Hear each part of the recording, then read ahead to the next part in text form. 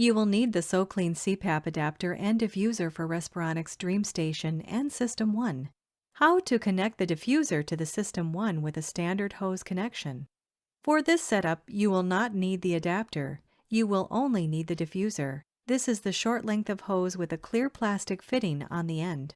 Detach the short hose from the inner stem of the injection fitting. Attach the diffuser to the stem on the inside of the injection fitting. You may use a little water as a lubricant to make it easier. Open the reservoir lid. Feed the diffuser down into your reservoir through the port until the clear plastic end rests at the bottom of the reservoir. Attach the injection fitting to your reservoir. Close the reservoir lid and attach the CPAP hose to the injection fitting.